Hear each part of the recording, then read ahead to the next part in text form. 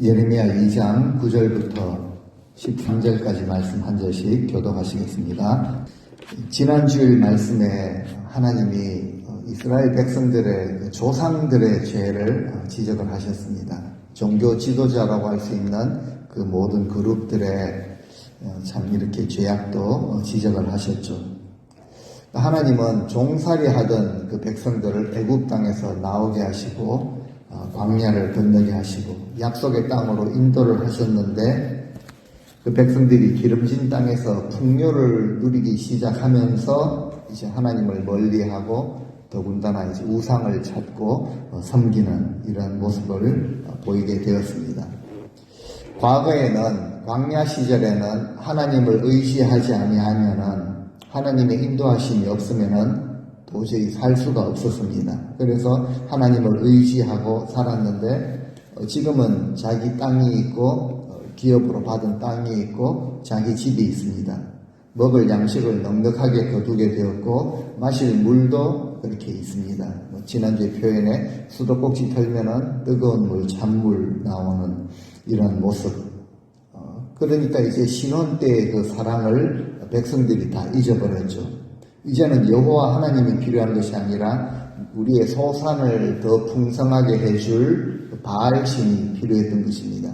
나라를 이루고 세력이 커지면서 우리 나라를 든든하게 지켜줄 또 다른 신이 필요했던 것입니다. 하나님은 아직도 그 신혼 때의 사랑, 청년 때의 그 인애, 헤세드의 사랑을 기억을 하시면서 그 백성들에게 여전히 사랑을 베푸시는데 백성들은 그 귀한 아름다운 사랑을 잃어버린 이런 모습을 인해서 하나님이 너무 이제 속상하셨던 것이죠. 그래서 예레미야에게 말씀을 하십니다. 너는 가서 예루살렘의 귀에다가 그렇게 외칠지어다. 지난주 말씀드린 것처럼 웬만해서는 잘 안 듣는 백성이라는 거죠. 예루살렘의 귀에다가 외치라라는 표현은 그들이 웬만해서는 듣지 않겠지만 그래도 너는 가서 이 말씀을 외치라. 이것이 바로 선지자에게 주셨던 사명이었습니다. 그리고 이제 오늘 본문에 와서 백성들이 이제 행했던 그런 악이 무엇인지 말씀을 하시죠.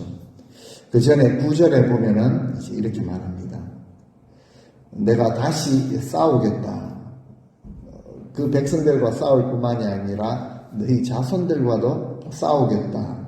그리고 이거는 여호와의 말씀이다 라고 하십니다. 하나님 아버지가 이제 단단히 화가 나셨다는 거죠. 이것은 상대가 되지 않는 싸움인데 하나님이 싸우겠다라고 표현을 하십니다. 그 말씀을 가만히 생각을 해보니까 저도 이런 표현을 들은 적이 있습니다. 자녀들이 학교 다니는 동안 이렇게 혼내는 일이 좀 있죠. 이렇게 혼내고 좀 소리를 높이고 혼낸 적이 있는데요. 나중에 또 이런저런 이야기를 하다가 자녀들이 그래요. 아빠 예전에 우리가 아빠하고 싸울 때 이렇게 이야기합니다. 저는 싸운 게 아니라 제 입장에서 혼을 내고 이제 훈계를 한 것인데 혼낸 것인데 아빠하고 싸웠다라고 자녀들이 표현을 하니까 좀 자존심이 조금 상했습니다. 그래서 그 말을 듣고 또 싸울 뻔했죠. 근데 오늘 보니까 하나님께서 먼저 그런 말씀을 하십니다. 내가 다시 너희와 싸우고 이렇게 너희 자손들과도 싸우겠다라고 하십니다. 저는 볼 때 하나님께서 싸움이라는 이 단어를 이렇게 붙이기에도 좀 불경건하게 느껴지는데 하나님은 그 백성과 싸우시겠다는 거죠. 하나님이 백성과 싸우시면 어떻게 싸우시겠습니까?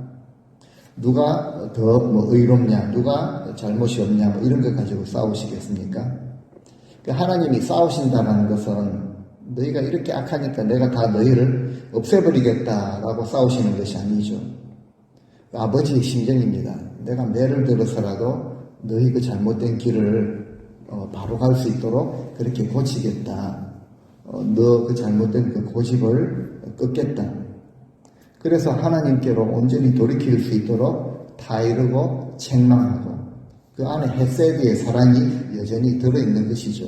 그렇게 나는 너희들을 권고하겠다라는 그 아버지의 마음이 여기에 들어있는 것입니다. 히브리서 말씀 이제 어제 11장 믿음장을 지금 살폈는데요. 이제 다음 월요일, 화요일 새벽에 또 살필지 모르겠습니다. 히브리서 12장 6절에 보면은 히브리서 기자가 이렇게 잘 표현하고 있습니다. 같이 한번 읽어보겠습니다. 주께서 그 사랑하시는 자를 징계하시고 그가 받아들이시는 아들마다 채찍질하심이라 하였으니 사생자매는 그냥 내버려 둡니다. 그냥 좋은 게 좋고 그냥 그들 소견대로 살아가도록 내버려 둡니다. 버린 아들이기 때문에 그렇죠. 근데 사랑하는 자녀들은 그렇지 않습니다. 징계도 하시고 채찍질도 하신다는 거죠. 그래야지 그 고집이 꺾입니다. 그래서 정말 기도할 때 하나님 앞에서 하나님 내 소견대로 내 욕심대로 가고 있는 이 나의 길을 채찍을 드셔서라도 막아주십시오. 그리고 내가 온전히 주님의 길을 따르게 하옵소서. 이것이 정말 성숙한 그런 기도입니다. 진정한 기도라는 거죠. 잘못되고 고집이 있음에도 불구하고 인정해주고 그대로 가게 하시는 것. 아버지의 자세가 아니라는 것입니다. 10절에도 보면 하나님이 이렇게 말씀을 하십니다. 기띔 섬들에 한번 건너가 보아라. 오늘날 이제 키프로스 섬입니다. 지중해 동쪽에 있는 키프로스라는 그 나라가 있는데요. 여러분들 그 나라라는 것도 잘 모르실 텐데 지중해 동부에 키프로스 섬이 있습니다. 그리고 이제 게달, 이제 아라비아 사막이죠. 시리아에 현재 지금 시리아 땅 아라비아 사막인데 거기 사는 족속들에게도 한번 사람들을 한번 파견해 보라. 그리고 한번 자세히 살펴보라라고 하십니다. 왜 그럴까요? 하나님이 그 사랑하는 백성들로 하여금 깨닫게 하시려고 저 바다 저편에도 사람을 보내보고 광야 저편에도 사람들을 한번 파견해가지고 한번 살펴봐라. 그 이방 백성들인데 그들에게도 이런 배은망덕한 그런 일이 있었는지 한번 자세히 한번 살펴봐라. 그런데 그들에게서는 이런 모습이 찾아볼 수 없었다. 이런 모습을 찾아볼 수 없었다라고 하십니다.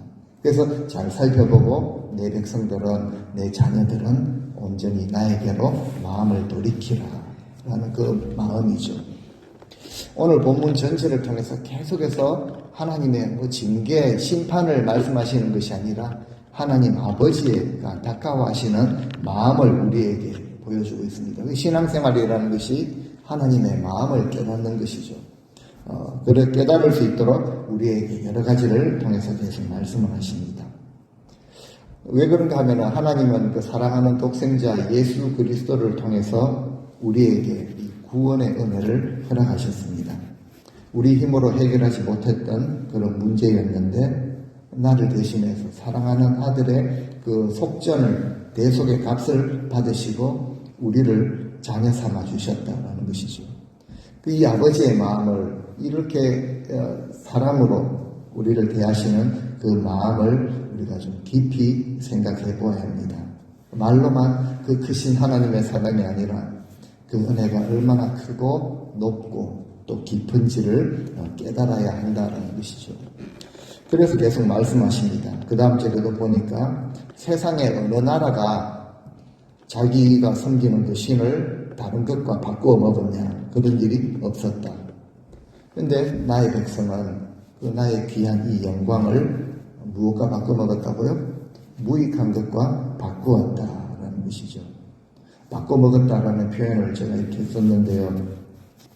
하나님의 백성들에게 있어서는 하나님의 영광이 가장 귀한 것입니다. 그래서 바울이 이것을 깨닫고 자기의 어떤 대접받는 것이나 권리 이런 거 하나도 주장할 수가 없었던 것이죠. 가장 귀한 것이 우리 하나님의 영광입니다. 그 영광에는 우리가 감히 손을 떼서도 안 되는 것이죠. 그런데 그 백성은, 나의 백성은 그 가장 귀한 것을 바꿔 먹었다는 거죠. 예전에 엿장수들이 이렇게 돌아다니면서 그런 사례들을 가끔씩 듣지 않습니까? 그 자녀들이 모르고 그 귀한 금팔찌, 갑오로 내려오는 이런 것들을, 골동품들을 이제 엿과 바꿔 먹었다는 거죠. 이거 이상으로 하나님의 그 귀한 영광을 전혀 쓸데없는 것, 무익한 것, 아무 효력도 없는 것하고 다 바꿔 먹었다라고 말씀을 하십니다. 굉장히 안타까워하시는 하나님의 탄식이죠. 그들 백성들의 입장에서는 이제 복을 구한다라는 명목으로 진정한 복에서 행복에서 멀어지는 그 모습을 당연히 하나님은 안타까워하시죠.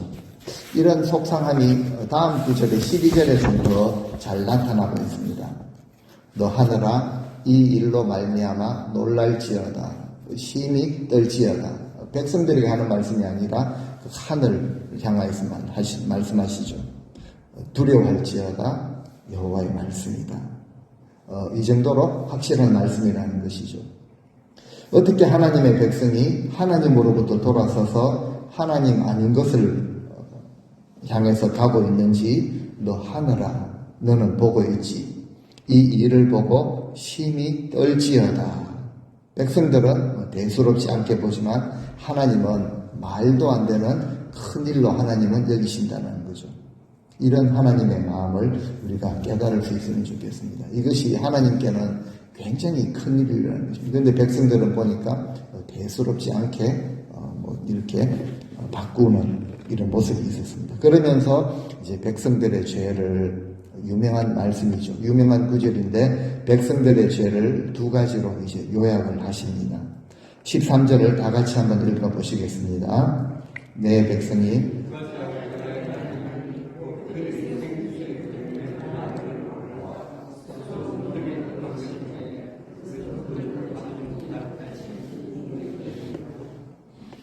하나님은 이 생수의 근원이 되신다는 거죠. 그런데 이 생명수의 근원이 되는 하나님을 그 백성들이 버렸다. 이 두 가지, 첫 번째 악이라고 말씀을 하십니다. 그 당시에는 물이 귀했죠. 그 귀한 물인데 그 근원을 버려버렸습니다. 그러니까 거기에서 나와야 할 풍성한 그 물이 다 말라버린 것이죠. 그리고 이제 물이 없으니까 다른 물을 찾아서 간 것이 바로 우상이었습니다. 하나님을 따르며 순종한다면은 이들은 영원한 생수를 공급받아서 그렇게 마셨을 때인데, 창대하고 왕성해졌을 때인데 진정한 은혜를 거부했습니다. 그리고 두 번째는 보니까 스스로 웅덩이를 팠다라고 표현합니다. 열심히 뭔가 웅덩이를 파기는 했는데 그 웅덩이에다가 이 물을 가두지 못하는 그 터진 웅덩이다 라고 이렇게 성경이 표현합니다. 영어로 보니까 broken이라고 말하고 있습니다. 깨지고 터져 있다는 거죠. 이스라엘 백성들의 상황이 지금 그러하다라는 의미입니다. 생수의 근원이신 하나님을 버리고 물을 가두지도 못하는 깨진 데다가 터진 데다가 계속 웅덩이를 파고 물을 갖다 붓는 이 노력을 열심히 하고 있더라는 거죠. 혼자 열심히 근사한 웅덩이를 잘 팠다고 생각하는데, 그리고 물을 부었는데 깨져 있어가지고 결국은 다 새나가고 남는 것이 하나도 없었다라는 것을 하나님이 비유로 말씀을 하십니다. 그런데 우리가 하나님께 순종할 때, 하나님의 말씀을, 법과 질서를 따르고 말씀을 따르고 순종할 때 하나님이 베푸시는 은혜가 있다라는 것이죠. 물을 얻기 위해서 스스로 노력하지 않아도, 웅덩이를 혼자 그렇게 근사하게 열심히 팠다라고 생각하지 않아도 하나님은 하늘에서 비를 내려서 공급을 해주시고 맑은 샘에서 샘물을 마시도록 그렇게 하나님이 공급을 하신다는 거죠. 그래서 인생에 그 가뭄이 와도, 태풍이 몰려와도 하나님은 생수의 근원이 되셔서 성도들에게 솟아나는 그런 생수를 마시게 하십니다. 그래서 주님이 요한복음 4장 14절에도 주님이 그렇게 말씀을 하시죠. 여인과 대화 중에 하신 말씀인데요. 같이 읽겠습니다. 내가 주는 물을 마시는 자는 영원히 목마르지 아니하리니 내가 주는 물은 그 속에서 영생하도록 솟아나는 샘물이 되리라. 또 이렇게 보면 그 배에서 생수가 솟아나리라 라고 이렇게 말씀을 하십니다. 영원히 솟아나는 샘물을 우리가 공급받으며 만족하며 살 수 있는 그런 존재들인데 열심히 노력을 합니다. 땅을 파고 다른 우상들을 찾아가서 좀 강한 것으로 보이는 것을 찾아가가지고 그때 헛된 것을 구했다는 것이죠. 하나님 마음이 무엇입니까? 내 사랑하는 백성들은 내가 공급해주는 시원한 만족할 만한 생수를 먹고 살면 좋겠는데 우상을 찾아다니고 엉뚱한 곳에 웅덩이를 혼자 그렇게 파는 헛된 수고를 하는데 여기서 좀 돌이키기 위함이죠. 그래서 우리 자신의 모습을 다시 한번 돌아보게 하십니다.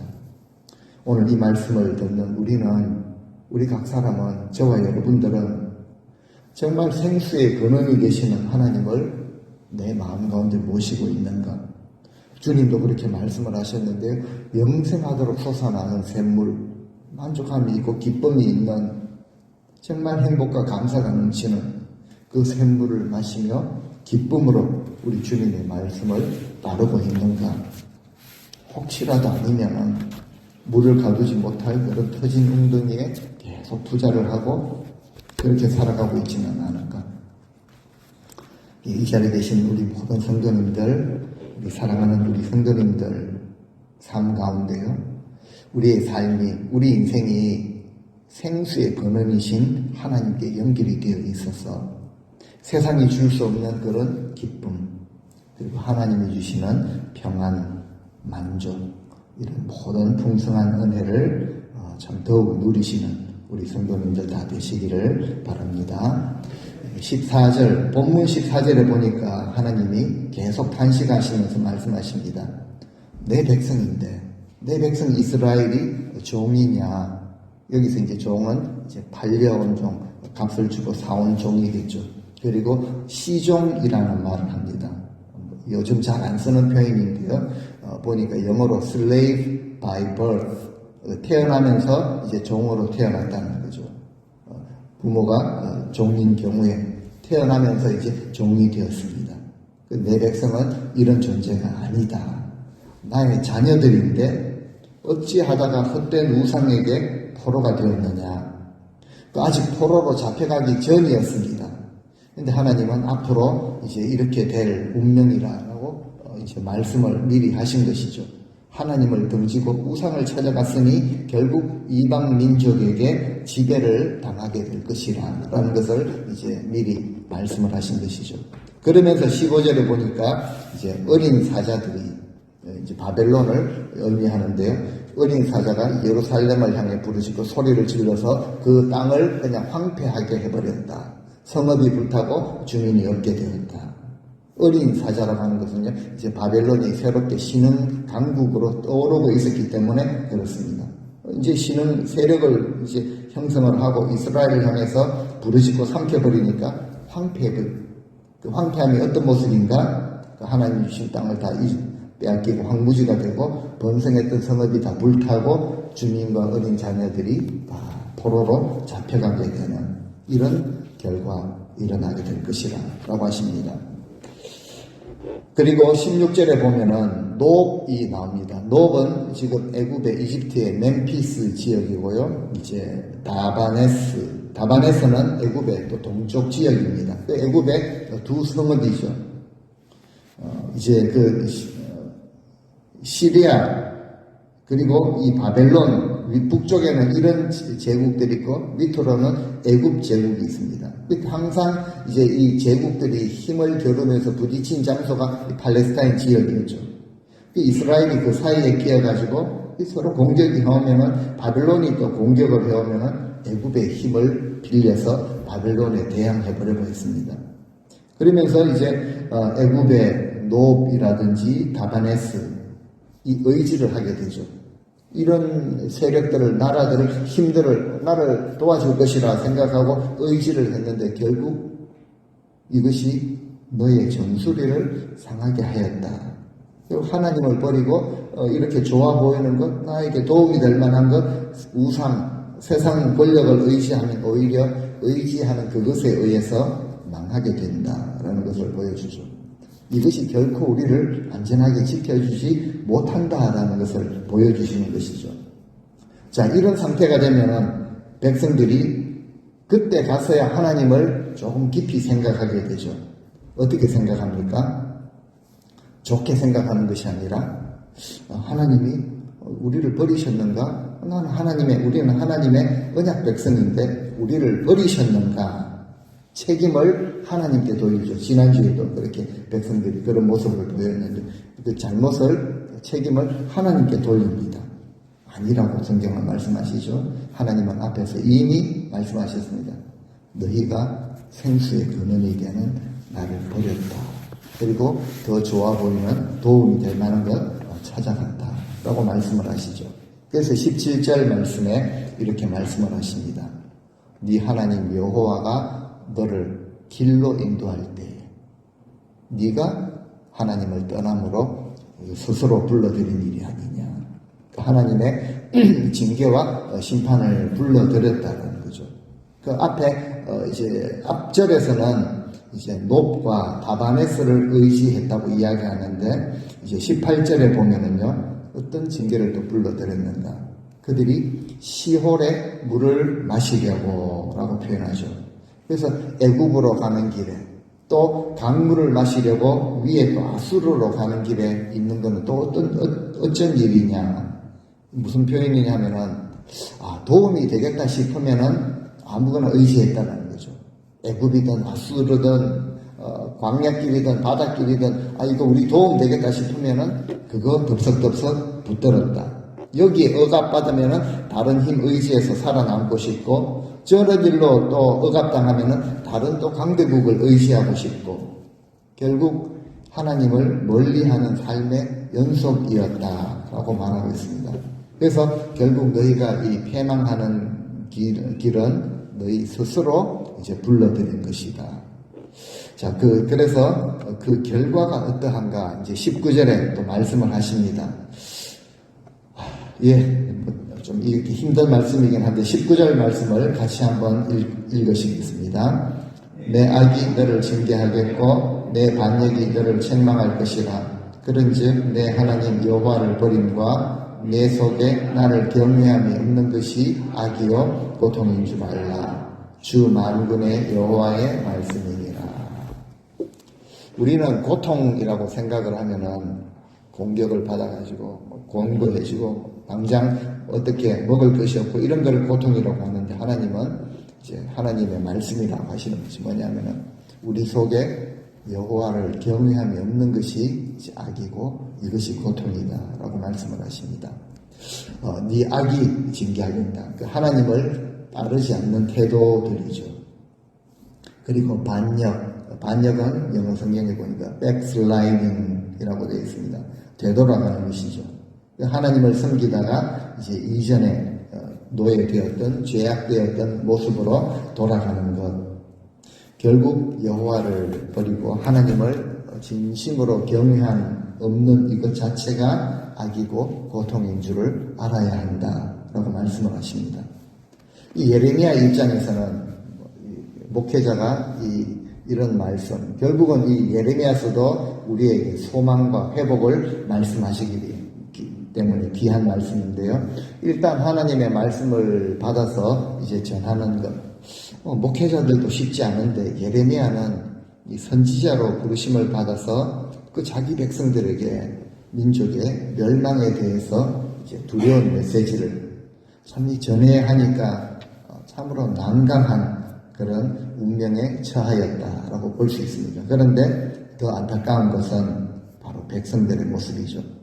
하나님이 계속 여호와의 말씀이니라 라고 주시는 말씀임에도 불구하고 예루살렘의 귀에다가 외침에도 불구하고 전혀 백성들은 귀를 기울이지 않았다라는 이 사실은 더 안타까운 모습입니다. 말씀을 지금 여호와의 말씀, 하나님의 말씀이니까 그 말씀을 듣고 그들은 지금 죄를 뒤집어 쓰고 옷을 찢으면서 하나님 앞에 회개해도 시원찮은 그런 상황인데 그 백성들은 하나님의 말씀에 어떤 자세를 보이는가 20절에 나와 있습니다. 20절 말씀 같이 한번 읽어보시겠습니다. 네가 예적부터 내 멍에를 꺾고 내 결박을 끊으며 말하기를 나는 순종하지 아니하리라 하고 모든 높은 산 위에서와 모든 푸른 나무 아래에서 너는 몸을 굽혀 행음하도다. 자, 그 백성들이 멍에를 꺾고 결박을 끊었다라고 이렇게 말합니다. 언뜻 보기에는 우리는 멍에, 죄의 멍에, 사탄의 그 결박이라고 생각을 하는데 여기서 말하는 멍에와 결박은 하나님께 연결된 것을 뜻합니다. 이것을 백성들이 끊었다는 거죠. 하나님과의 그 관계를 백성들이 끊고 나는 순종하지 아니하리라. 하나님은 우리 인생의 죄와 죄의 멍에 어두움의 결박을 풀어주시는 분이신데 백성들은 그 하나님이 관여하시고 하나님이 권고하시고 아버지의 마음으로 충고하시는 이것을 또 다른 멍에 또 다른 결박으로 여겼던 것이죠. 또 같은 소리 또 하시네, 잔소리 하시네, 콧방귀를 뀌었죠. 나는 순종하지 아니하리라. 맞죠? 이렇게 살고 이런 거 버리라고 하시는 말씀이 싫었던 것입니다. 생수의 근원으로 나아오라고 하는 부르심이 아니라 자꾸 이것저것 하고 이것저것은 안 된다라고 자꾸 요구하시고 간섭하시는 분으로 여겼던 것이죠. 그래서 이것이 심판인 줄도 모르고 그들은 그 연결을 끊어버렸습니다. 나는 순종하지 아니하리라. 하나님과의 그 사랑의 언약을 다 깨뜨려버리고 높은 바위에 있는 그런 이방신 또 푸른 나무 아래 그렇게 우상들에게 달려가죠. 몸을 굽혀 행음하였다. 이런 이제 모습을 여러 가지 비유로 말씀하시고 21절에 보면은 기가 막힌 그런 이야기를 하십니다. 하나님은 아름다운 것, 귀하고 순전하고 참 그런 포도나무를 심으셨는데 보니까 이방 포도나무의 악한 그런 가지가 되어버렸다. 황폐한 땅을 만들어버렸다라고 말씀을 하시죠. 하나님의 마음은 그토록 그 백성들이 귀했다라는 것입니다. 이렇게까지 표현하실 정도는요, 그 백성들을 정말 거룩한 백성, 제사장 나라가 되기를 바라는 이런 귀한 그런 마음을 그들에게 주셨는데 그 고귀한 정체성을 다 버렸습니다. 우상과 바꿔 먹었죠. 그래서 이런 모습에 하나님 너무 속상하십니다. 그래서 22절을 보니까 주 여호와의 말씀이다 라고 하십니다. 네가 잿물로 씻고 많은 비누로 그렇게 씻을지라도 네 죄악이 내 앞에 그대로 있다 라고 말씀을 하십니다. 잿물이 뭔지 아시죠? 나무를 태워서 그리고 그거 재가 깔아앉고 난 후에 이제 걸러서 얻은 물이 잿물입니다. 이것으로 예전에 세탁을 했죠. 양잿물, 서양에서 온 것이기 때문에 그때 우리나라 초창기에 양잿물 이렇게 표현을 했습니다. 그 잿물로 씻고 비누로 빡빡빡 씻어도 그 모든 죄악과 허물은 어떤 죄입니까? 생수의 근원을 버리고 스스로 물 가두지 못할 웅덩이를 다른 곳에서 파는 이런 죄를 깨끗하게 못한다, 씻지 못한다. 나는 그렇게 귀하게 여기고 정말 신혼 때의 사랑을 그렇게 표현할 정도로 귀한 존재로 심었는데 이렇게 악한 이방 포도나무 가지가 되었으니 너 죄악이 내 앞에는 그대로 있다 라고 하나님이 말씀하시는데 백성들이 뭐라고 말합니까? 23절 한번 읽어보시겠습니다. 네가 어찌 말하기를 나는 더럽혀지지 아니하였다, 바알들의 비를 따르지 아니하였다 하겠느냐. 골짜기 속에 있는 내 길을 보라. 내 행한 바를 알 것이니라. 발이 빠른 암낙타가 그의 길을 어지러이 달리는 것과 같았으며. 23절 말씀을 눈으로 보시면서 쉬운 성경으로 표현한 쉬운 성경에 나와 있는 그 구절을 그대로 제가 읽어드리겠습니다. 네가 어찌 나는 죄가 없다, 나는 바알 신들을 섬기지 않았다고 말할 수 있느냐. 네가 그 골짜기에서 한 짓들을 생각해 보아라. 네가 한 일들을 생각해 보아라. 너는 마치 짝짓기 철을 맞아 이리저리 날뛰는 암낙타와 같고, 백성들은 이렇게 표현하죠. 나는 죄가 없다라고 핑계를 대지만 하나님이 보실 때는 그들의 마음은 세상을, 바알을 따랐다라는 것을 하나님이 아신다는 거죠. 그러면서 예전에 우리 2주 전 수요일 날 이제 특별 그런 예배를 통해서 말씀을 또 들었는데요. 예전에 우리 조상들이 신사참배를 했습니다. 거기에 교계 지도자, 교단의 지도자들이 앞장을 섰죠. 그러면서 하는 말이 이것은 일종의 국가 예식이지 다른 신 섬긴 것은 아니다 라고 말한 것과 같다는 거죠. 우리는 이런 조상들의 죄를 회개해야 합니다.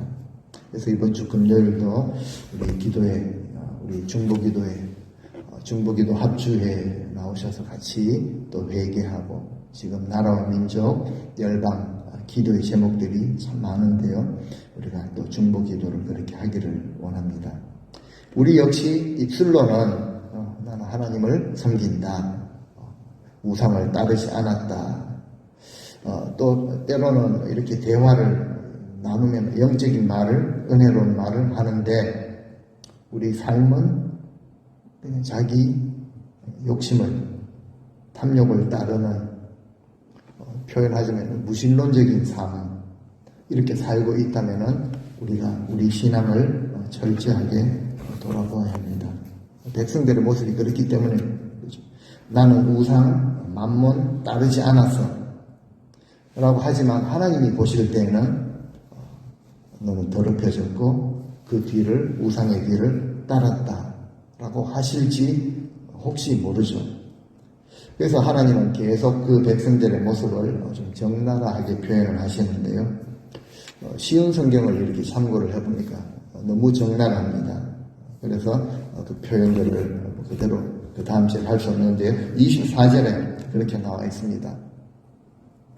그 암나기가, 앞에서는 이제 암낙타라고 했는데 여기는 이제 암나기가 발전이 나서 좀 어쩔 줄 몰라 하는 것처럼 제어할 수 없는 욕망, 죄로 달려가는 모습, 죄악으로, 멸망으로 치닫는 그 자들을 이제 막을 길이 없다.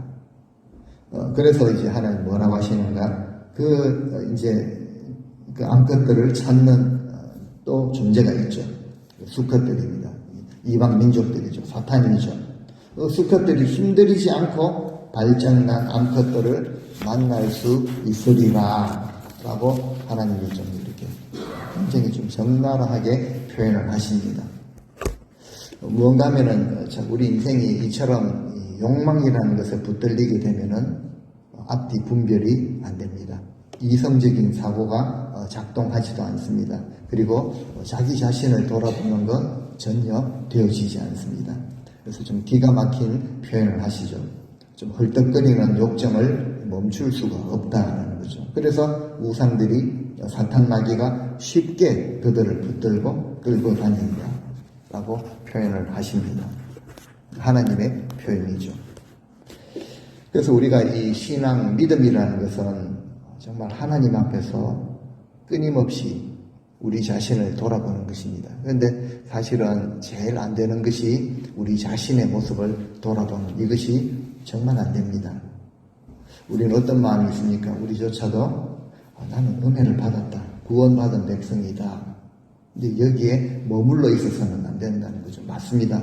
우리가 하나님의 큰 은혜로 구원의 그 은혜를 받은 그 하나님의 백성들인데 여기 머물러 있어서는 안 된다는 거죠. 왜냐하면은 나는 이처럼 큰 은혜를 받았는데 내 믿음은 확실을 한데 조금 한눈 팔 수도 있지, 이것저것 한눈 팔았다고, 그리고 내 욕심 좀 챙겼다고 뭐가 이렇게 대수가 되겠는가?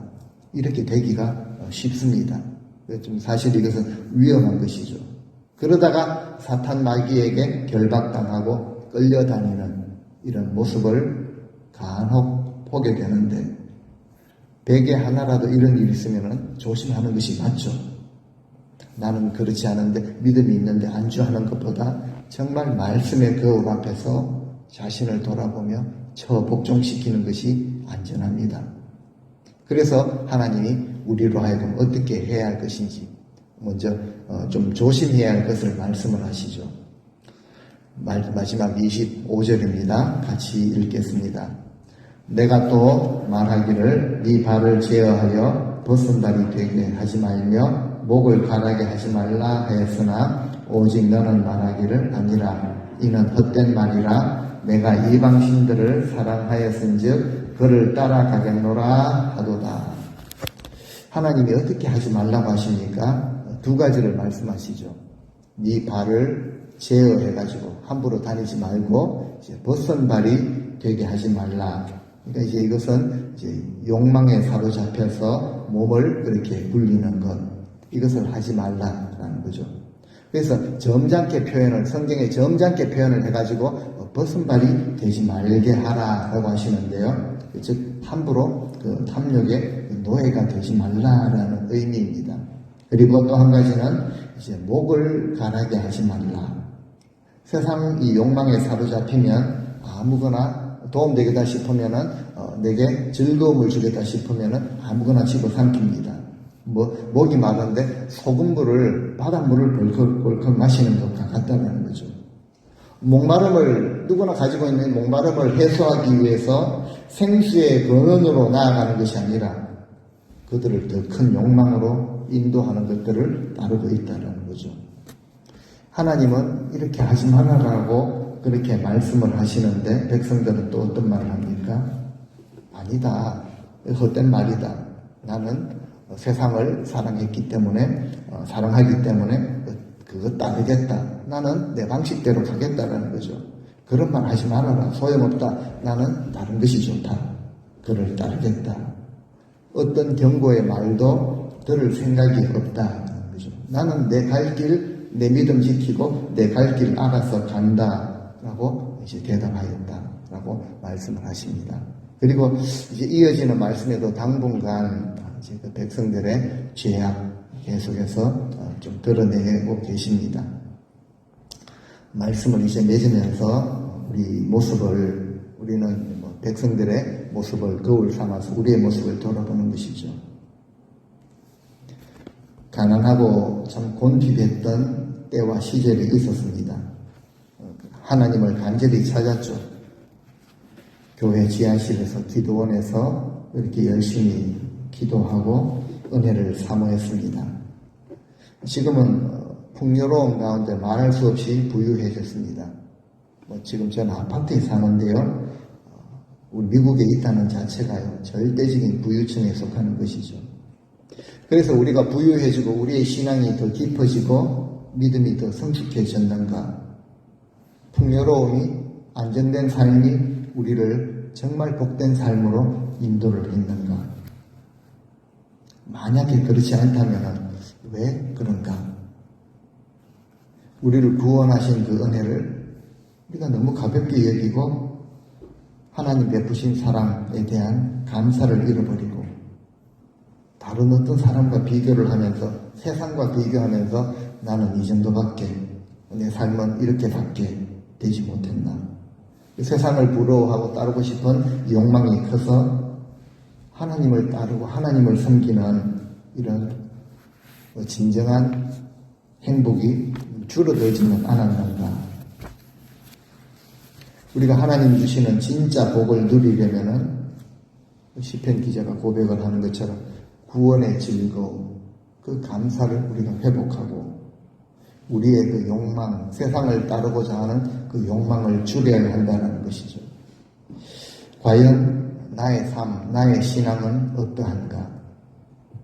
하나님 마음을 구절구절 보여주셨는데 나는 하나님의 마음을 깨닫고 그 하나님을 진정 내 삶의 주인으로 모시고 있는가? 아니면 여전히 내가 내 인생의 주인이기 위해서 스스로 이렇게 웅덩이를 파는 삶을 살지는 않은가? 우리 성도들은, 하나님의 백성들은 이것을 명심해야 한다는 거죠. 주님이 주행하시면서 십자가의 그런 대속의 죽음으로 우리를 살리셨죠. 그리고 우리를 부르시고 하나님의 그 복음 안에서 우리를 자유케 하시고 더 이상 죄에 매여 죄의 종으로 살아가지 않도록 우리를 자유하도록 부르셨는데 우리는 하나님의 자녀로 백성으로 일꾼으로 하나님의 영광을 높이고 하나님의 뜻에 순복하며 영광을 돌려드리는 삶을 살라고 부르셨는데 오늘 말씀을 통해 우리 하나님 마음을 깨달으면 좋겠습니다. 하나님 누구나 다 인생이 다 가지고 있는데요. 이 탐욕의 노예가 되지 않게 하옵소서. 벗은발이 되게 하지 말라라고 하셨죠. 다 누구나 다 뭔가 바라고 정말 원하는 것이 있죠. 그런데 하나님은 세상 것으로 목을 가라게 하지 말라라고 하십니다. 우리의 마음을 원하시는 하나님 앞에 우리 삶을 드리고 하나님이 베푸시고자 하는 진정한 은혜를 사모하시고 의에 줄이고 목마른 자로 살게 하옵소서. 이렇게 함께 또 기도하시는 우리 성도님들 다 되실 수 있기를 바랍니다.